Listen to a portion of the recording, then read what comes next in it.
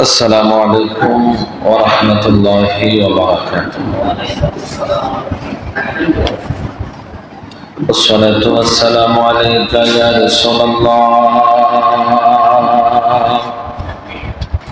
الصلاة والسلام عليك يا حبيب الله.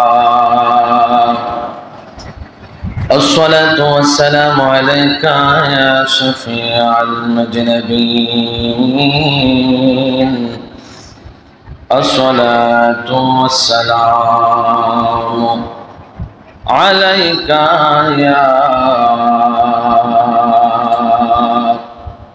رحمة للعالمين.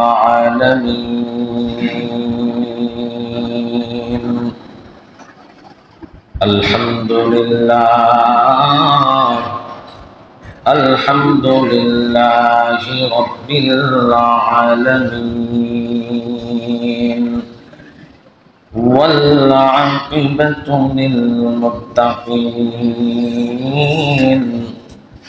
الصلاة والسلام على من كان نبيا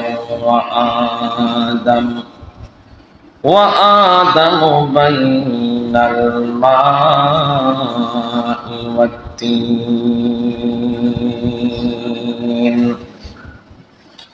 أما بعد فقد قال الله تعالى في كلامه المجيد وفي فرقانه الحميد. أعوذ بالله من الشيطان الرجيم. بسم الله الرحمن الرحيم. قل لا أسألكم عليه أجرا إلا المودة في القربى. صدق الله العلي العظيم، وصدق رسوله النبي الحبيب الكريم، ونحن على ذلك من الشاهدين والشاكرين. إن الله وملائكته يصلون على النبي يا أيها الذين آمنوا صلوا عليه وسلموا تسليما. اللهم صل على سيدنا محمد وعلى آل سيدنا.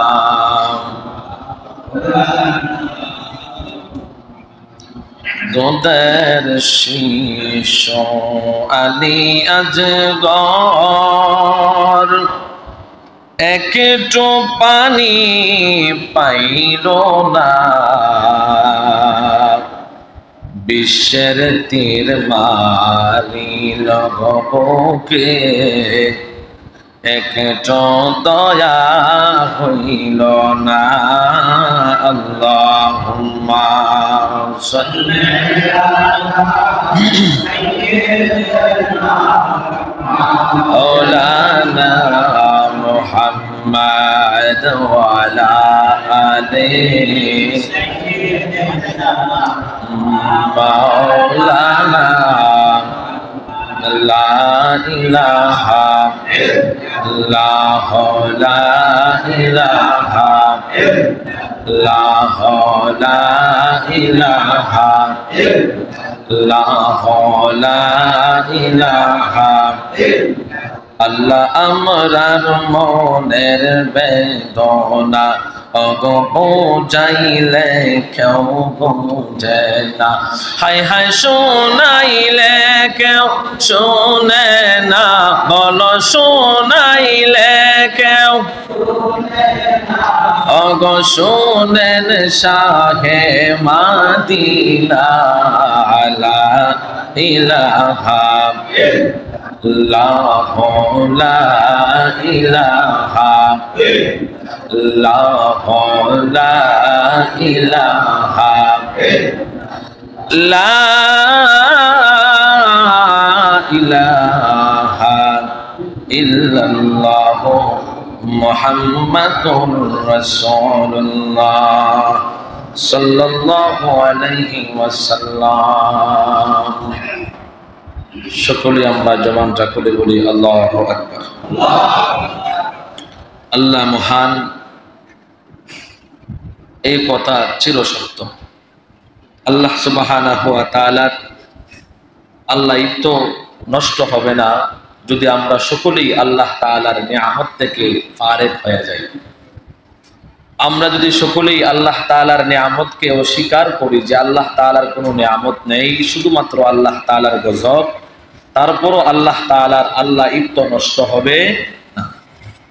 কারণ আল্লাহ রাব্বুল আলামিন যখন আমাদের জন্য রহমত বর্ষণ করেন, হয়তোবা আমরা কাহারো মনে হয় আমাদের জন্য মনে হয় গজব, কিন্তু আল্লাহ তাআলার পক্ষ থেকে সেটাও আমাদের জন্য নিয়ামত। কথা বলেন ঠিক কিনা? এই জন্য আল্লাহ তাআলার নিয়ামতের শুকরিয়া আদায় করা আমাদের প্রয়োজন। রব্বুল ইজ্জত বলেন, লা ইন শাকারতুম লা আযীদান্নাকুম ওয়া লা ইন কাফারতুম ইন্না আযাবি লাশাদীদ। যারা আমি আল্লাহ তাআলার নিয়ামতের পর পর শুকরিয়া আদায় করে, আমি আল্লাহ তাআলা তাদের নিয়ামত বাড়িয়ে দিই। বলেন না সুবহানাল্লাহ।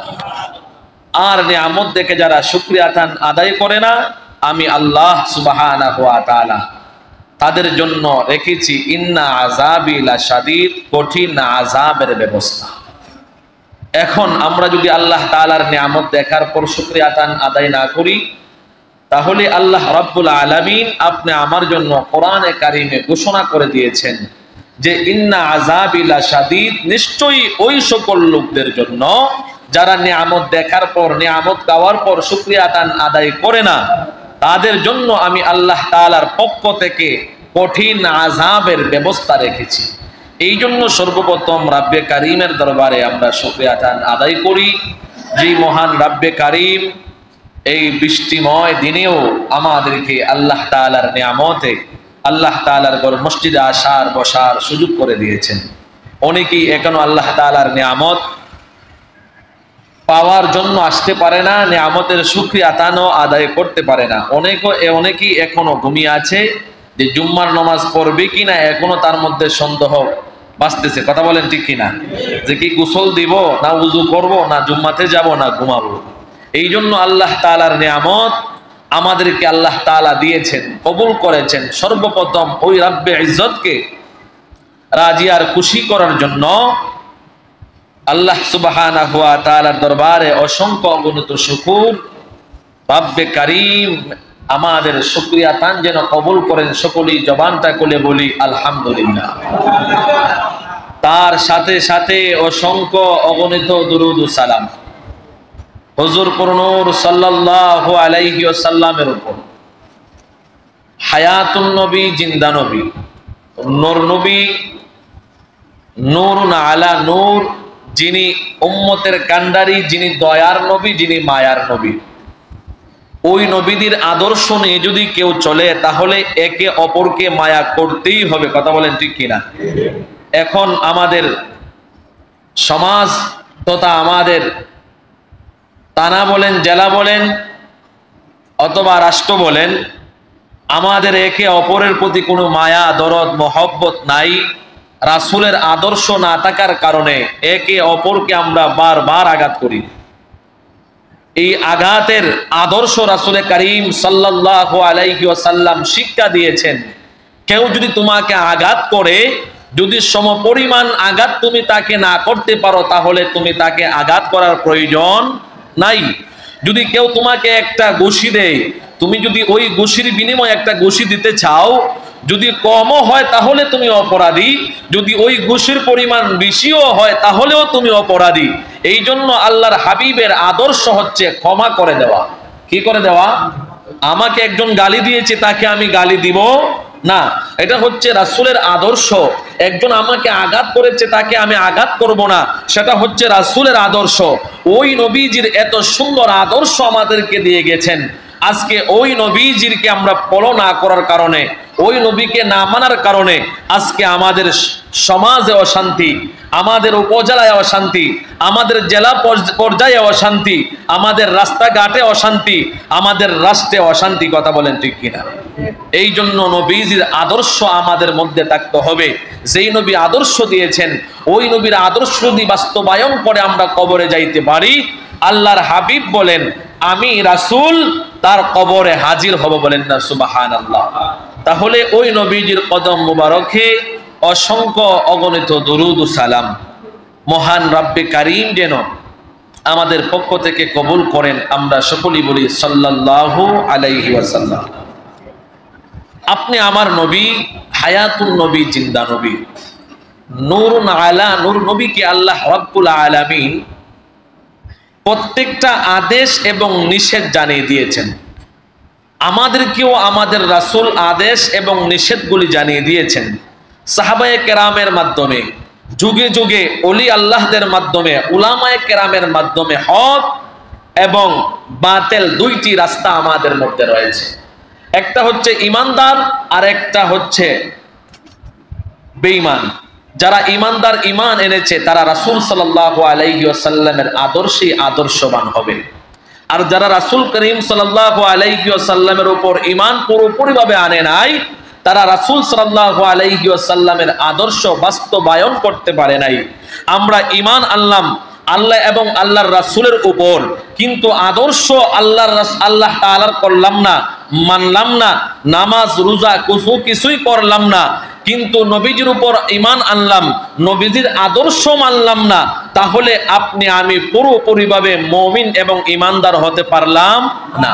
কিন্তু আপনি আমি রোজা রাখলাম, নামাজ পড়লাম, হজ করলাম, যাকাত দিলাম, আল্লাহ তাআলার বিধিনিষেধ যা আছে মেনে চললাম, রাসূলের আদর্শ মেনে চললাম, কিন্তু ঈমান আনলাম না, তাহলে আমার ইবাদত বন্দেগী নবীজির আদর্শ লালন করেও আমার কোনো কিছু লাভ করা সম্ভব হবে না। তাহলে ঈমান যেমনি ভাবে প্রয়োজন, আমলও তেমনি ভাবে প্রয়োজন, ঠিক কিনা? আমরা এখন কিছু কিছু মানুষ আছি, আমরা অনেকেই মনে করি ঈমান আনলে মনে হয় আর ইবাদত লাগবে না, আর ইবাদত করলে মনে হয় নবীজির আদর্শ আর লাগবে না, আমি গুনাহের কাজে লিপ্ত হব, আর রাসূল সাল্লাল্লাহু আলাইহি ওয়াসাল্লামের আদর্শ না পালন করে আমি আবার নামাজ পড়ে, ইবাদত করে, বন্দেগী করে, তওবা করে আমি ক্ষমা চেয়ে নিব, মনে হয় আমার ক্ষমাটা আল্লাহ রাব্বুল আলামিন কবুল করবেন। কখনোই ক্ষমা করবেন না। যদি আপনি ঈমান না নিয়ে আপনি নামাজ পড়েন আর নিয়ত করেন নামাজ পড়ব আর ক্ষমা চাবো, আর আমি দিন রাত অপরাধ করে বেড়াবো, আপনি কখনো ক্ষমা পাবেন না।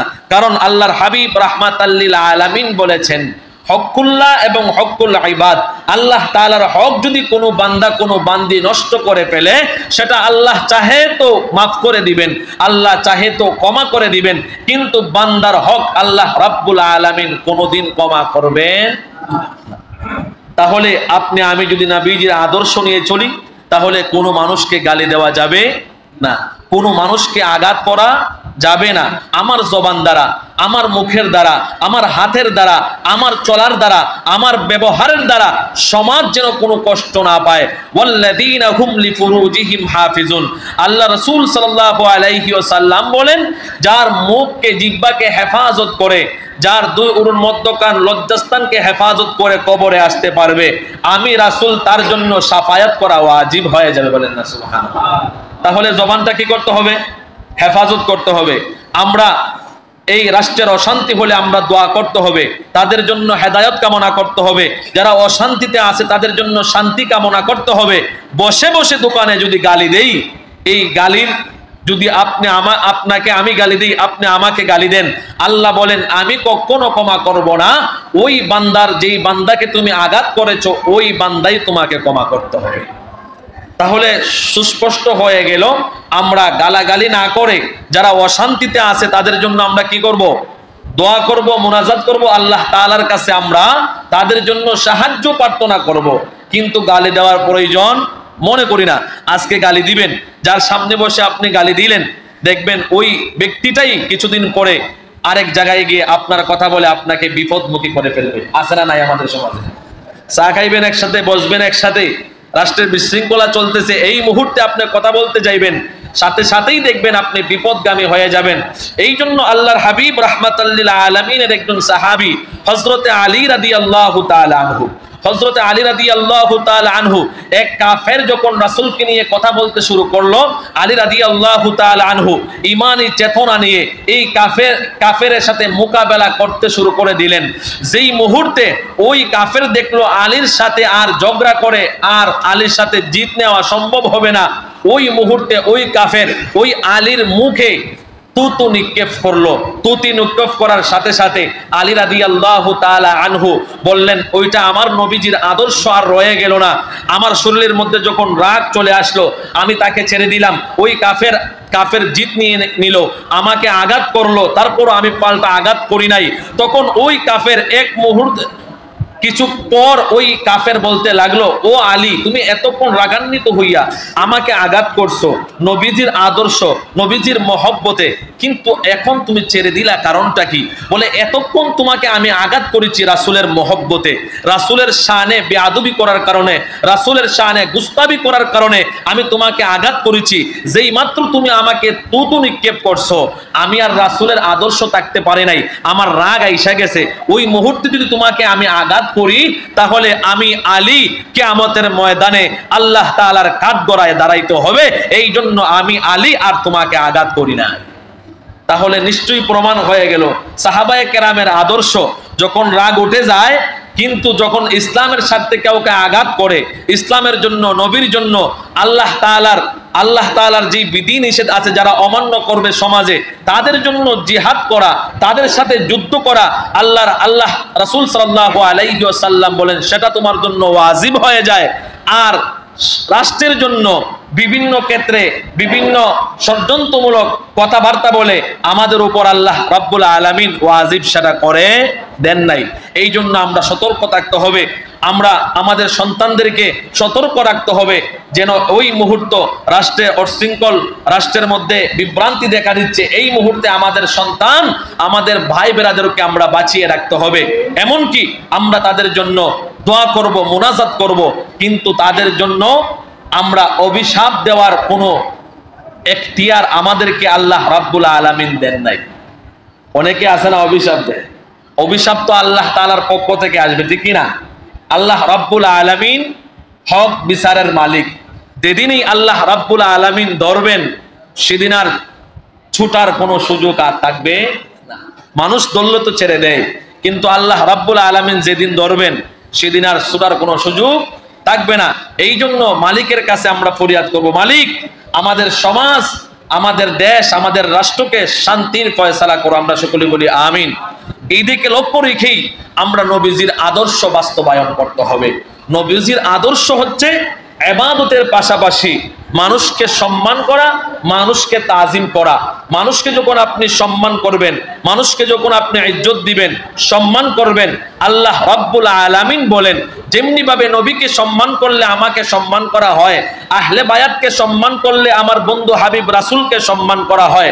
আর আহলে বায়াতের পর যারা ওলি আল্লাহকে মহব্বত করবে, তারা আহলে বায়াতকে মহব্বত করা হয়ে যায়।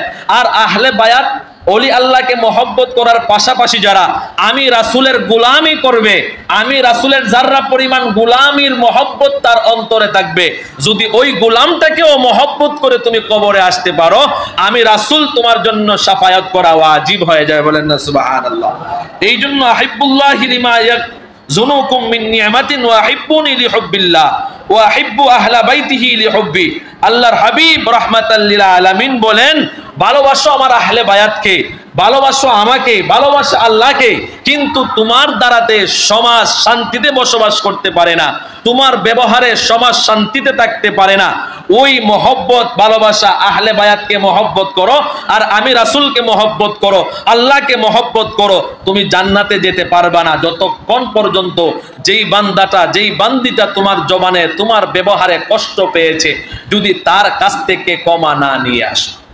তাহলে নিশ্চয়ই প্রমাণ হলো আহলে বায়াতের মহব্বতের পাশাপাশি মানুষকেও মহব্বত করতে হবে। এখন আমি বুজুর্গ হয়ে গেলাম, বড় হুজুর হয়ে গেলাম, আমি শুধু আল্লাহ এবং আল্লাহ রাসূলকে মানলাম, ইবাদত করলাম, বন্দিগি করলাম, আর নিজেকে নিজে অনেক বড় মনে করলাম। এই ইবাদত বন্দিগি অহংকার, অহংকার তেমনি ভাবে মানুষের ইবাদতকে পুড়ে ছাই করে দেয়, আগুন যেমনি ভাবে লাকড়িকে পুড়ে ছাই করে দেয়। রাসূল বলেন, অহংকার নিয়ে ইবাদত করা যাবে না, অহংকার নিয়ে ভালোবাসা যাবে না। এই অহংকার আমাদের অন্তর থেকে দূরীভূত করতে হবে। আমি নামাজ পড়ি, অপরকে বেনামাজি বলে গালি দেওয়ার কোন এখতিয়ার আপনি আমাকে আল্লাহ এবং আল্লাহর রাসূল দেন নাই। আমি নামাজ পড়েছি, আমি জান্নাতি বলে অপর একজন ভাই নামাজ পড়ে না, এই জন্য তাকে জাহান্নামী বলার কোনো বিধান আল্লাহ এবং আল্লাহর রাসূল আপনাকে দেন নাই। আপনি কেন বলবেন? যখন ওমর রাদিয়াল্লাহু তাআলা আনহু বলতে গেলেন এক ইহুদিকে, না জানি তোর এই অপরাধের কারণে কোন জাহান্নামে জানি তোর জায়গা হবে, রাসূল সাল্লাল্লাহু আলাইহি ওয়াসাল্লাম বেজার হয়ে গেলেন, মুখ মুবারক মলিন করে পড়লেন। বলে, ইয়া রাসূলুল্লাহ, মুখ মুবারক মলিন করলেন কেন? বলে, ও সাহাবী, তুমি যাকে জাহান্নামী বলে আখ্যায়িত করেছো, যাকে তুমি ইহুদি বলছো, যাকে তুমি কাফের বলছো, যাকে তুমি মুশরিক বলছো, ওই ব্যক্তিটা, ওই বান্দাটা এমনও তো হতে পারে মৃত্যুর 1 সেকেন্ড আগেও সে তাওবা করে কালেমা পড়ে, তাওবা করে কালেমা পড়ে মুসলমান হয়ে দুনিয়ার থেকে বিদায় হতে পারে। যদি সেটাই হয়, তাহলে তুমি কিভাবে বলছো সে জাহান্নামী? এই জন্য আমাদের মধ্যে অনেকে অহংকারী আমরা আছি।